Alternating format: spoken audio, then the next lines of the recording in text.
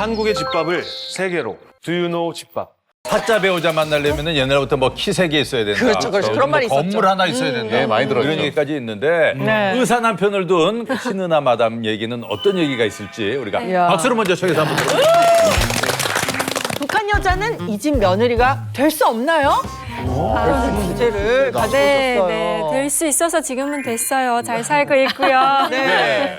그 이야기를 좀 드리자면 제가 그 방송을 시작하고 얼마 뒤에 저희 신랑을 만났어요. 네네. 만났는데 이제 지내볼수록 되게 진국인 것 같고 조금 저에게 신뢰감도 주고 해서 사이가 조금 진지해지면서 신랑이 그러면 우리 집에 이쯤 됐으면 인사하러 좀 가보자라고 하더라고요. 네. 근데 이제 어느 날 갑자기 그냥 어머님한테 최후 통첩식으로 나 북한 여자랑 결혼할래라고 말을 한 신랑이 말을 한 거예요. 그럼 근데 충격이지. 아들이 의사인데. 어머님 입장에서는 충격이지, 뒷바라지를 많이 해서 의사를 시키셨으면 이게 원하는 면을 상이 있을 거잖아요. 그치, 그치. 근데 전혀 부합하지도 않는 신원 미상의 여자아이를 데려와서 이 친구랑 결혼할 거예요라고 하니까 어머님 입장에서는 억장이 무너지셨던 거예요. 그래서 신랑한테 이제 그런 말을 한 거예요. 대한민국에도 정말 많고 많은 여자가 있는데 왜 하필이면 북한에서 온 색시를 만나려고 하냐. 그렇지. 이해돼요. 그런 말을 확률이 할수 있어요. 높진 않지. 예, 예. 근데 신랑 집에서 오라는 말을 안 하니까 그냥 어느 날은 갑자기 갈 데 있다고 제 신랑이 손을 잡고 간 곳이 시댁이었어요. 신랑 멋있다. 네, 근데 딱 들어가서 두 분을 뵀었는데 저희 아버님은 처음부터 끝까지 저를 친딸로 생각하시는 분이에요. 아버님은 네. 아버님 얼굴은 저를 반기시는 게 막 느껴지더라고요. 예, 근데 예. 저희 어머님은 막 당황해서 어찌할 바를 모르시는 거예요. 그냥 진짜 갑자기 네. 데리고 간 거구나. 말씀 한마디 안 드리고 갔으니까. 근데 어머님이 딱 저한테 그러시더라고요. 내 아들을 왜 좋아하냐.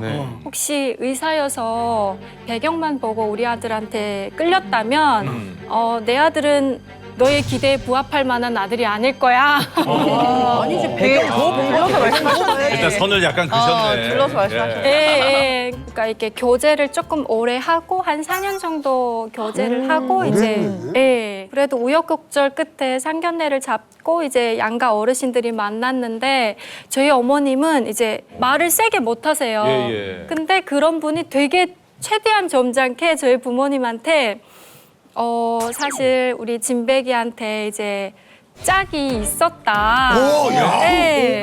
근데 어머님만 그냥 받은 짝이셨던 거예요. 뭐 어느 병원의 뭐 가정의학과 전문인데 아니 이놈이 그렇게 보러 가자고 그러는데 진짜 매번 말할 때마다 이제 거절을 하더니 알고 보니까 이 집 따님 은하를 만나고 있다 보니 그렇게 거절을 했더라고. 그래서 그런 말씀을 이제 하셨는데 그 부분이 이제 엄마는 살짝 또 이제 다 허락하고 만났는데 굳이 사돈 굳이 얘기를 해야 어른께서 되나? 저런 아, 말씀. 상견례 자리에서 사실은. 속상할 만하죠. 근데 이런저런 얘기하다 보니 다 하시는 건데. 네. 그럼 결혼 후에는 어떠셨어요?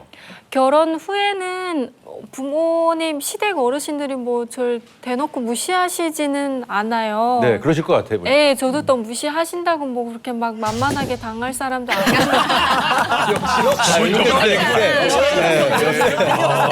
소리 없이 강하다. 진짜. 간혹 가다가 이제 제가 막 이렇게 어디 출연합니다라고 말씀드리면 가서 말 좀 아껴라. 그리고 말을 좀 조심하거라. 토크쇼인데 말 좀 아끼면 어떡해.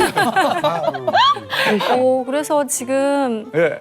이게 어머님이 성견지명이 있으신가 봐요. 네. 제가 말씀도 안 드렸는데 네. 갑자기 너 혹시 동치미 같은 데서 연락 오면 절대 나가지 마. 어떡해. 그때 나오셨잖아. 지금 나오고 있는 진짜로. 근데 어겼네. 그래서 이제 일단은 뭐 저지르고 봐야지.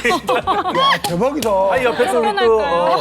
신은이 마담이 네. 이제 언니시죠? 네. 근데 남편이 역시 변호사신데 동생처럼 결혼할 때 뭐 시댁에 반대가 혹시 있었습니까? 어때요?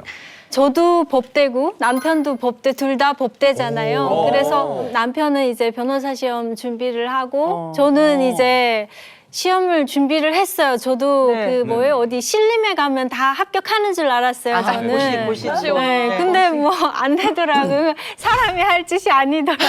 그래서 근데 어느 날인가 이제 결혼을 막 말이 오가고 하는데 남편이 갑자기 저한테 우리 혼인신고 먼저 하자. 그래서 저는 아 이런 경우도 있나 보다. 그냥 그래서 진짜 둘이 아무 생각 없이 가서 혼인신고를 먼저 똘꺽 해버렸어요. 진짜로? 네. 그러고 나서 이제 그 예식장도 잡고 예식장 우리끼리 부모님한테 한마디 상의도 안 하고 얘기도 안 하고 혼인신고하고 예식장도 다 잡고 그러고 나서 이제 통보하자. 그러고 나서 이제 통보하자. 왜냐하면 이제 동생 몰랐어요? 여태까지? 몰랐어요. 동생 몰랐어? 왜냐하면 이제 탈북하듯이 해요.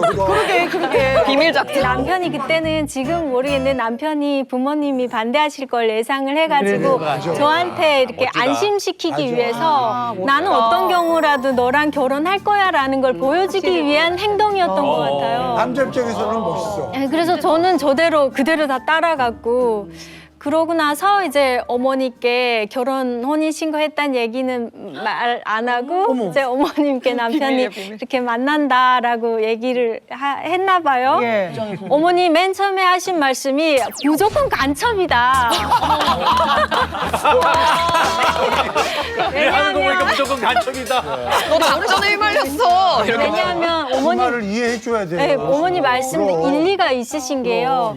그 저희 삼촌이 이제 시댁 삼촌이시죠. 이 육사를 나오셔가지고 그때 당시 군에 되게 높은 계급에 계셨어요. 지금은 퇴임을 하셨지만. 정보통이 계셨네. 근데 이제 어머니 생각은 옛날 그 시대에는 막 간첩들 되게 많이 있었잖아요. 그러니까 그 시대에 사시던 분이다 보니까 아 너희 삼촌한테 접근을 해서 정보 빼내려고 하는 분명히 간첩이다. 그런 거 옛날에 그 113 수사본부 이런 거 도전 치는 거 이렇게 그런 거 많이 봐서. 간첩이 많았고. 네, 그래서 간첩 맞아요, 많고. 맞아요. 아, 그 여자는 북한 여자라서 안 된다. 이거는 둘째고 간첩이다라는. 근데 이 간첩은 해명을 어떻게 할 수가 없잖아요. 왜냐하면 어떻게 이거 국정원이랑 전화를 해야 되나 싶기도 하고 그래서 남편이 처음에 많이 골치가 아팠다고 하더라고요. 근데 그 간첩 아니고 이렇게 동생도 있고 부모님 다 같이 나와 있고 이런 얘기를 막 말씀드렸더니 부모님도 위장 간첩이셨어요. 근데 그러실 수 있어. 그래서 어머니도 사실은 당연히 뭐 같은 변호사, 뭐 같은 사자 이런 사람이랑 만나거나 아니면은 최소한 진짜 가문이라도 훌륭한 이 멋진 가문이랑 하고 이러기를 얼마나 바라셨겠어요. 근데 이제 노동자 출신의 가문에 북한에서 온 아가씨랑 한다고 하니까 그래서 처음에는 그렇게 반대를 하셨죠. 근데 남편이 많이 설득을 해가지고 그래 알았다 하고 넘어간 다음에 남편이 근데 사실은 엄마 우리 결혼 혼인 신고를 했어 해서 어머니가 또 뒤집어지셔. 그렇겠다. 그것도 다른 문제고. 철이 있냐 없냐 왜 그런 식으로 부모님을 대하려고 하냐 막 난리를 이거는 서운함. 진짜 그때 너무 힘드셨나 봐요. 그리고 또 집에 와가지고 저희 부모님한테 이제 혼인신고 했다고 말씀드렸어요. 근데 저희 엄마 아빠는 좋아하지. 한국은 원래 그렇게 하는 거니? 모르시니까. 시댁 어르신들도 알고 계시니? 그것도 걱정이 되셨나 봐요. 네, 그렇게 그런 우여곡절이 있으면서 결혼을 하게 됐어요. 결혼까지 얘기만 들어도 재밌네요. 재밌네요. 저도 시댁에서는 굉장히 탐탁해하지 않으셨어요. 아, 남편분이 의사시. 네네. 그러지. 그래서 이제 저희 어머님이 얼마나 대단하시냐면 저희 남편이 시골에서 이제 학교를 다녔는데 초등학교니까 네네. 책상 같은 게 막 형편없잖아요. 책상을 하나 딱 맞춰서 어허. 1학년 지나고 2학년 되면 그 책상을 들고 가서 6년 동안 그 책상을 맞춰준 걸 가지고 그 정도로 치맛바람도 세고 그렇게 해서 이제 그 시절에. 의사 아들을 만들었잖아요. 그러니까 이렇게 그거에 대한 게 굉장히 크셨나 봐요. 자부심이 네네, 어마어마하셨겠네. 맞아요. 그래서 저는 이제 H대학을 다녔고 네. 남편이 이제 Y대 이제 의대를 다녔잖아요.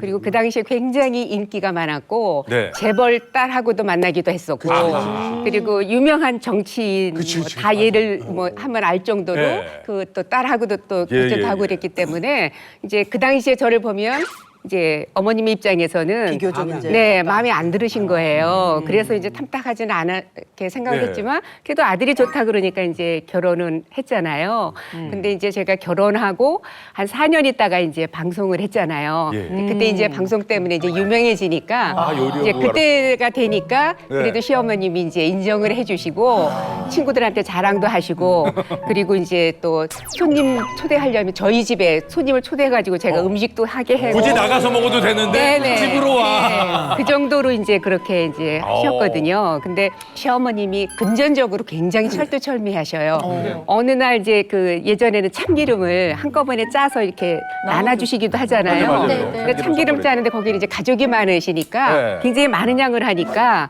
그때 참기름 이 소주병 한 병에 8,000원 정도밖에 안 했을 때예요. 그러니까 그거 비싼 것도 아닌데 그거를 아들내니까 그냥 주는 거 당연한 거 아니에요? 근데 이게 그걸 다 8,000원이다 그래가지고 돈을 다 받으셨어요. 그래서 저는 그때 선물로 준 게 아니라 형 주시고 뒤에서 8,000원. 네. 그래서 저는 그게 너무 충격이었어요. 저희 친정 어머님도 뭐 다 해서 주고 뭐 이렇게 다 챙겨주시고 막 이러는데 시어머님은 예 그게 너무 저는 이해가 안 가고 막 아니 그랬었어요. 그러면 그 며느리 집에 친구분들 다 초대해가지고 음식 대접하셨다고 했잖아요. 그때는 식비를 받으셨어요? 그때 아이, 받으시지 그걸 그랬어요. 어떻게 받아요? 그거야 당연히 네. 드려야 되지. 훔치셨구나. 아니 그런 네. 거는 그냥 받으시고 그래서 제가 명당 다 받으시는 거는 네, 너무 그래- 나 같으면은 이 음식 좀 고소하시죠? 어머니께 산 참기름 뿌렸어. 이렇게 얘기했을 것 같아. 야, 은근 무시 중에서 8,000원이 제일 센데요. 아니, 신은 씨는 어때요? 그 저 나를 좀 은근히 무시하는 시댁의 분위기. 어머님이 예전에 그 학생들을 많이 가르치셨어요. 과외도 하시고 선생님도 하시고 이러셨던 분이에요. 근데 그 제자분들 중에 잘된 분들이 너무 많아요. 다 뭐 의사도 되고 뭐 판사도 되고 검사, 변호사 이런 분들이 되게 많거든요. 근데 이제 남편이랑 집에 내려가면은 어머니는 진짜 궁금하신 것 같아요. 뭐 얘야 걔는 어떻게 지내니? 이러면서 여자애들 이름을 이렇게 말해요. 근데 그 말하는 이름마다 다 뭐 걔는 뭐 어느 병원에 지금 뭐 하고 있잖아 뭐 어느 의사 병원 됐고, 교수야 뭐 교수고. 이런 막 이런 얘기만 하고 공부 못하네. 안보는 묻지 않으셨구나. 네, 그런 얘기만 하시는 거예요. 근데 저는 이제 모유수유하면서 그거 이렇게 듣고 있으면은 그럼 나는 뭐지 이런 생각이 들어서 아마 전혀 모르실 거예요. 남편도 모르고 어머님도 아마 제가 지금 아마 이 방송을 보신다면 아실 텐데 그때 제 마음이 되게 씁쓸하고 이게 되게 슬펐거든요. 그냥 혼자서 좀 약간 네. 자격지심 이런 경우 근데 없습니까? 저도 그 엄마하고 이제 할머니하고 티격태격 하시는 것 중에 하나가 뭐냐면 이제 제가 손주잖아요. 큰 손주인데 제가 뭔가 좀 뛰어난 거. 저놈이 그래도 머리가 나쁘지 않은 것 같아. 말 잘하는 거. 그거는 다 지 할아버지 닮아서 그런 거야. 이렇게 이야기하시고. 맞아, 맞아. 제가 가끔 성질 부리면 아유 집안에 없는 성질이 어떠다. 이건 누구 닮아서 이러니? 그러니까 굳이 엄마 쪽 닮았다는 얘기는 안 해요. 근데 집안에 없는 성질이 어디선가 들어왔다. 이런 얘기는 안 하세요? 남한에서 그런 얘기를 많이 하는데. 저희 어머님도 그런 말씀을 하시죠. 저희 아들만 이제 만나면 계속 그러시는 거예요. 우리 아들 땡땡이는 옛날에 연사마였다. 연사마였다. 지금은 살이 좀 쪄서 그 미가 가려졌는데 제 다이어트만 하면 정말 조인성 저리 가라다. 자기 아들 다 그래. 자기 아들 다 그래. 맞아. 그러시면서 저희 아들한테 그러는 거예요. 아빠 닮아서 코도 잘생겼고 입도 잘생겼고 얘 기봐 우리 아들 이런데 막 이러시면서 며느리 닮은 게 하나도 없고. 그쵸.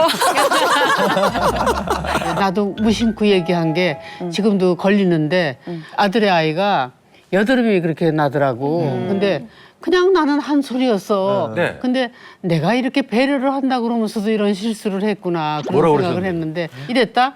아우 우리는 애들 기르고 나도 그렇고 피부가 한 번도 이렇게 트러블이 난 적이 없는데 쟤는 그렇게 어우 심하게 여드름이 나네 뭐 이런 식으로 얘기하는 걸 우리 집안엔 이런 게 없는데. 그러니까 그러니까 얘는 그게 물론 상처야. 우리 며느리가 의사예요. 근데 이렇게